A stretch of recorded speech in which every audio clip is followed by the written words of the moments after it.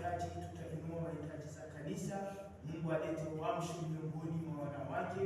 Mungu alete uamsho kwa kila mwanamemba wa semina hii, wale ambao wamechoka, wale ambao wote hawachi kwa kipte matinale. Mungu apate kuwaamsha wafike. Mungu aonekane kwa programu zote.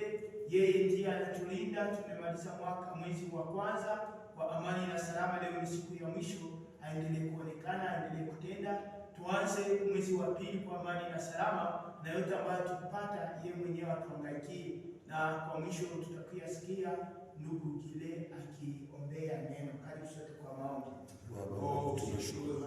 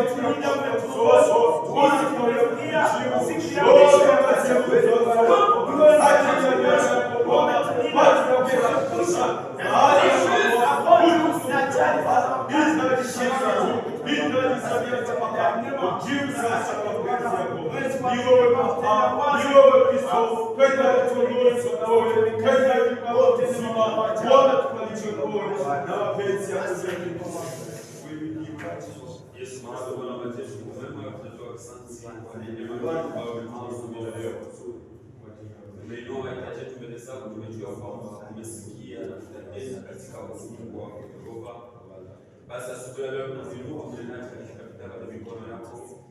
Asimama Bwana kuokope maneno ya kutuotelezea asubuhi hii. Tusimwone yeye bali tuone wewe ndani mwake, au onekane kuwa chombo na onekane kuwa parapanda ndani mwake Yesu Kristo. Maneno utakayotufunza asubuhi leo onekane maneno ambayo yatasafirisha kwa safari kwa injili ya mbinguni. Baba Mungu, yeye ni chombo dhaifu, lakini kwako Mungu atachota nguvu na wewe mwenyewe katika kumtwika Mungu Jehova kusudi aseme bahali pako Yesu Kristo. Asante Mungu maana kutuwezesha. Asante Mungu maana asiye kutuwezesha. Sote katika jina la Yesu Kristo bali. Haleluya. Amen. Jambo wapenda katika Kristo. Tunashukuru kwa neema tumepata kutokea ndugu wa komite kutupatia tena nafasi hii ya kusema juu ya neno la Mungu. Tutasoma katika kitabu ya Yohana sura 10 mstari wa kenda. Yohana sura 10 na mstari wa kenda katika Biblia nakuwa nayo ya Louis II wanaandika hivi: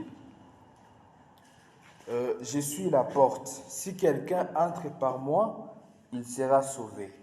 Il entrera et il sortira et il trouvera de pâturage. Amen. Je suis la porte, si quelqu'un entre par moi, il sera sauvé. Il entrera et il sortira et il trouvera de pâturage. Amen. Kuna kwa mwenye kuna kitabu ya Kiswahili? Nasoma katika jina la Yesu Kristo. Ndio. Mimi ni mlango. Anayeingia kwa kupitia pango ataokolewa, Ndio. na ataingia na kutoka na kupata malisho. Amen. Amen. Hapa katika kitabu hiki inakuwa Yesu ndiye anaongea, na anaongea kwa fumbo katika parabole. Hii parabole ambayo inasemewa katika hii kitabu inakuwa tu katika Jean. Ukienda katika wengine wa injilisti Mathieu, Mark na Luc hautakutana hii parabole ambayo Yesu alikuwa akiongelea hapa. Na katika hii parabole ni parmi maparabole ambayo hawapane signification yake katika hiyo chapitre, paske kunakuwa maparabole zenye Yesu alikuwa akisema na anasema ile yenye nilisema katika fumbo inaongea kuhusu mambo hii na hii na hii, lakini katika hii parabole Yesu alikuwa akiongea tu kama fumbo, lakini asemi signification ambayo anakuwa iko na done katika hiyo parabole. Sasa nyie peke kupitia Roho Mtakatifu mupate kujua nini alikuwa anataka kuongelea, na ni hivyo ndio anasema yeye ndiye mlango, yeye ndiye mlango. Katika hii parabole wanaongelea pia juu ya sauti, na wanaongelea pia juu ya bon berger. Bon berger, kama tunasoma kuanzia mwanzo huko tutakutana wanaongelea juu ya bon berger na kwa ajili ya sauti. Sasa Yesu anaongea kusema kama iko pia bon berger. À part le fait d'être la porte, il est aussi le bon berger. Na hii kukuwa porte hapa inakuwa anaonyesha kama c'est comme une adresse. C'est comme une adresse. Je suis la porte, c'est comme une adresse. Kama upitie kwa hiyo adresse utakuwa unapotea kabisa. Ukipitia kwingine utakuwa unapotea njia. Juu anasema wavoleur au wanaweza pita autrement fasi nyingine kuliko kupitia ku porte, lakini yeye bon berger anapitiaka ku porte. Le voleur lui il peut passer même en dehors de la porte, il peut passer ailleurs que la porte. Mais Jésus, il se présente comme la porte étant montrée ici comme une adresse quelconque. Si vous ne passez pas à cette adresse-là, utakuwa tu unapotea njia. Pia wanaongea juu ya mabrebi ambazo zinazosikia sauti. Il y a comme ici un lien spirituel entre les brebis et leur berger. Kwa juu wanasema brebis ambazo zinakuwa za bon berger zinamfuata. Les brebis qui sont du bon berger zinasikiaka sauti ya bon berger na zinamfuata. Na mabrebis zenye aziko za bon berger zinaweza kujikoroga sauti ya bon berger kwa juu azijue sauti ya bon berger. Na sisi kama Wakristo katika maisha yetu ya kila siku tunaitwa kuwa sensible kujua sauti ya Mungu. Katika dunia hii kunakuwa masauti nyingi. Kunakuwa sauti ya pastor, kunakuwa sauti yako, kunakuwa sauti ya wazazi, kunakuwa sauti ya dunia, kuko sauti ya shetani. Na kujua sauti ya Mungu katika yoyote ni ile ambayo itatuidentifie kama tuko wa Mungu. Kama uko sensible, unaomba, unasoma maneno ya Mungu, ukikuwa sensible kufuata maneno ya Mungu, kufuata yenye Mungu anasema, hapo uko wa Mungu. Kama hauye identifie hiyo sauti ya Mungu, hauye fuata hiyo sauti ya Mungu, manake wewe hauko wa Mungu. Kwa juu mabrebi zenye ziko za Mungu zinajuaka sauti yake, hazijikorogaki. Na hiyo kujua sauti ndio inasaidia pia kupita kunjia. Inasaidia pia kupita kunjia. Parce que le bon berger quand il vient par la porte, saa naita munasikia sauti, munafuata hiyo sauti ambayo inatokea hapo kumlango. Lakini mwizi yeye akikuya ataweza labda semea kule ku balcon. Wewe unapita hapa kudirisha, unafuata hiyo sauti ku balcon et directement unakuwa disqualifié par rapport na mabrebis zenye ziko mabrebis za Mungu. Donc katika mahubiri ya asubuhi tuna insister sur le fait de d'écouter la parole de Dieu. Fuata sauti ya Mungu. sauti ya Mungu ni ya wapi mwa hizi zote? Eske haiko sauti tu ya mwili yangu, biceps yangu ambayo inayokuwa ikinilalamikia mkichwa na ambayo inanifanya niende katika hiyo faiblesse? Na wanaongea pia juu ya kujua kufuata mulango, identifier la porte. Paske kama upite kwa mlango utakuwa labuda unapita kupieje ingine yenye adui alikuwa akifanya ili uanguke na ili upotee. Katika maisha ya kila siku kunakuwa terme kusema mlango fulani imenifungukia. Me tunakutana aussi avec experience ya maisha kama kuko mamilango zinakuwa zikifunguka tu kwa kukua katika jamaa fulani, na kuko milango zinakuwa zikifungwa labuda kwa kukua pia katika jamaa fulani. Ulizaliwa katika jamaa ya umaskini, milango zimwa zinafungwa kwa ajili yako. Milango peut-être ya contact, milango ya kupata kazi, milango ya kuendelea zinafungwa katika maisha yako. Na labuda ulikuwa katika jamaa Mungu ulizaliwa tu au kuchagua. Ulizaliwa katika jamaa ya kitajiri, unakutana milango inafunguka. Milango ya kusoma katika masomo nzuri iko inafunguka, unasoma katika masomo nzuri. Kama itakuwa vacances, milango ya voyage jamaa iko inajiweza, wanakupatia voyage unaenda, milango ya voyage inafunguka. Na labuda utaona c'est normal. Mais des fois on a besoin que Mungu atufungulie milango fulani katika maisha yetu. Amen. Kuna kwa milango yenye Mungu akifungua, na Mungu akifungua hiyo mlango hakuna naye weza kuifunga. Mimi nakumbuka wakati mmoja nilikuwa nikitongoza mwanamke mmoja, nikaona mimi namfurahia kabisa. Nikapita kana namwambia wewe ndio utakuwa fiancé. Niko namwambia vile, nikaona oncle wangu mmoja, myomba wangu mmoja anapita. Tulikuwa un peu ku niveau ya kwanza, myomba anapita chini. Isamble que ule fia alikuwa anajua huyo baba na kujua huyo baba ni nani katika mwingine. Akaniuliza, ule ndio babako? Nikamwambia hapana, iko babangu. Ule ni myomba. Me kufuatana na hiyo tendance niliona pale, il suffisait tu nimwambie kama ni babangu, ile siku angeitika. Parce que seulement huyo baba alikuwa baba mwenye kuna mali nyingi, anajulikana katika mwingine. Basi me Mungu si alitupatia tukazaliwa katika jamaa ambazo hazina mali nyingi. Hiyo mlango ingefunguka pale kwa ajili ya mali tu, parce que seulement il y avait des moyens. Mais ikafungiwa aussi parce que la fille alikuwa anaona byako haviko clear, sione kabisa. Mais kufuatana na experience mtu alikuwa nayo sasa kutafuta, nilifikia kusema hivi, nilifikia kuamua hivi kusema kuko mlango yenye Mungu atafungula. Na Mungu akifungula ile mlango, hata ukue nani, hata ukue na nguvu gani, ukue na makuta gani, ile mlango Mungu ndio alifungula.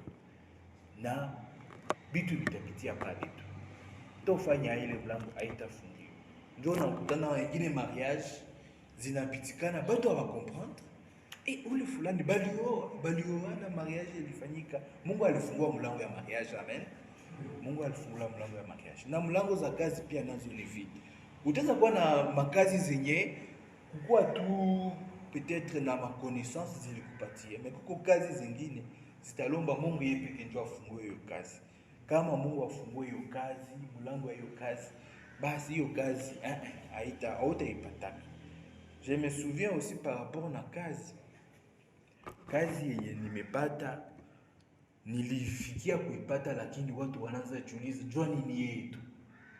Maana bale wenye wangekuwa wakunisaidia, bale wenye wangekuwa wakunitafutia kazi, bayomba, bashangazi, bali sijui watiza sema tulipata mlango fulani ya kazi ukui. Lakini hapo ndio wanaanza tena uliza jua nini yetu. Parce que ni mlango yenye Mungu alifungua. Il sait ça dépendait de bangisema nono. Yeye ashafanya miaka 2 alimaliza masomo. Hayakawia mshomaji kuko bakubwa yake wenyewe baisha fanya miaka 5 miaka 8 bale wakubwa wake kwanza yeye angali tu hapa jana. Ndio ilikuwa raisonnement wala argumentation yenye walikuwa na pa. Mais Dieu peut ouvrir des portes et il se présente même comme la porte. Christ se présente comme la porte. Et cette porte-là, lorsqu'elle s'ouvre, personne ne peut la fermer. Que Dieu nous aide à rencontrer, à suivre d'abord la voie de Dieu. Nafuata hiyo sauti ya Mungu ambayo itakupeleka kwenye mlango yenye ikifunguka hakuna tena mwenye atakia kuderanger. La Buddha inaweza kufikia watu wanapotea katika hii mafundisho inakuwa kama mafundisho. Parfois on se perd dans les enseignements de prospérité, mafundisho ya kuendelea. Lakini hapa tulikuwa naongea juu ya kusikia sauti ya Mungu na kukutanana na mlango yenye Mungu alifungua. Tukuongea hapa juu ya prospérité. Parce que dans la Bible, il y a des prospérités, mais il y a aussi la souffrance. Hein? Même dans les évangiles, Jésus Christ anaongea kusema mutapata fois 100, mais avec des persécutions. Watu wanasawa kai. Mukie kwa Mungu mutapata fois 100. Mais on oublie que c'est aussi avec des persécutions. Donc, même quand on enseigne sur la prospérité, on ne doit pas oublier que dans la prospérité, on peut aussi souffrir. On peut souffrir pour dire dans la prospérité. Aussi, la prospérité englobe beaucoup de choses. Ce n'est pas seulement l'argent. Au début, on a makuta mingi na on a souffert. Dans certains aspects, on a souffert kabisa. Kama mtu anaweza kutafutia Actes chapitre 9 verset 16. Actes chapitre 9 verset 16.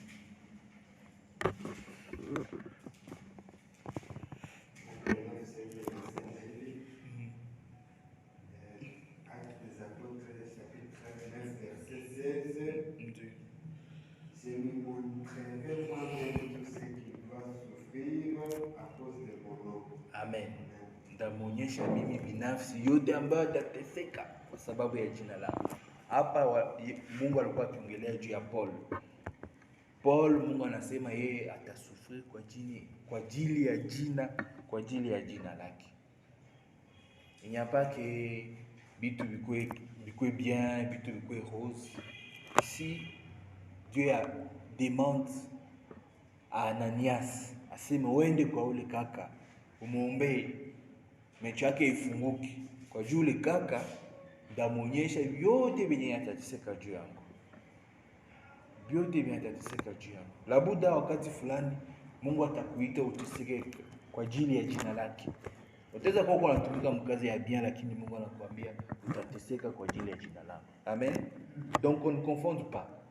Utaweza tumika ku DGDA, ndio watu wanapenda kawima siku. DGDA, mtu alipata kazi ku DGDA. Mais ku DGDA uko usi apeli kusufiri kwa ajili ya jina la Mungu. Mungu anafungula mlango ya kupata kazi, lakini unapata hiyo kazi kisha utasufiri kwa ajili ya jina la Mungu. Parce que c'est arrivé pour Paul. Et c'est aussi dit dans les évangiles, c'est avec persécution. S'il y a succès, il y aura des succès. Et il y aura des succès peut-être accompagnés aussi des souffrances de foi. La parole de Dieu, on ne va pas dire aux gens que muteseke tu, muteseke njo maisha ya Kristo. Lakini kunakuwa kuteseka katika maneno ya Mungu na kunakuwa aussi kuendelea katika maneno ya Mungu. Lorsque on aborde par exemple maneno kwa ajili ya maendeleo ya Abraham, il y a un auteur même qui parle sur le succès abrahamique. Il y a donc des principes dans la parole de Dieu zenye unafuata na zinakupeleka ku succès fulani ambazo Abraham alifuata na ikampeleka ku succès fulani. Lakini sio kusema hautateseka kwa ajili ya jina la Mungu. Par exemple la question des dîmes. Leo question ya dîmes inakuwa na maneno sana mkanisa. Ba jeunes chrétiens bale bazamani ba conservateur. Non, jeune chrétien anasema non bile vishakaishi. Mais 10 000 kwa ikiongelewa katika Biblia avant même nani ma loi, avant même le loi, avant même Moïse. Parce que non, hiyo ni makomando ambayo Mungu alipatiaka watoto wa Israeli. Sisi hatuko watoto wa Israeli, sisi ni kanisa. Mais Abraham c'est avant même Israël. Suivre le succès abrahamique, wala kufuata maendeleo ya Abraham na gisi wa Kristo wanajiita watoto pia wa Abraham, ni kujifunza usi kutoa dini. Kujifunza kutoa dini. Na milango zingine Mungu atazifungula, unatoa dini yako, unapana offrande nzuri na inasaidia neno la Mungu kuendelea mbele. Mungu atusaidie katika maisha yetu ya kila siku kujua kufuata sauti lake, ili tusiende katika milango zenye zilikuwa milango piège. Unaingia mlango moja hivi yenye adui ndio alikuwa anatayarisha upitie pale, na njoo unapotea. Unaingia mlango yenye peut-être dunia ndio ilikuwa ikikuandalia, lakini unapita kwa hiyo mlango na unapotea njia. Dans le verset qu'on a lu, un moment là, labda tutaongelea après kwa siku ya kesho, wanaongea pia juu ya unaingia na kutoka. Donc on dit je suis la porte, si quelqu'un entre par moi, il sera sauvé. Unaingia na kutoka na unaenda kupata maver pâturage. Un peu comme uko Mkristo, lakini wakati mwingine Mungu analomba mikono yako ikuwe exercer kukomba. Kwa juu mtu mwenye anatoka mulupango, kule venye atakutana ni peut-être malou, peut-être babandi, mais on doit être aussi exercé au combat comme des chrétiens venye baisha komana. Mungu atusaidie, parce que si on ne sait pas suivre la porte que Dieu a faite pour nous, nous ne serons pas sauvés. Nous ne serons pas sauvés. Ndio conclusion hii. Sa la porte yenye Mungu alifungula, basi sisi hatutaokolewa. Bwana atubariki. Amen.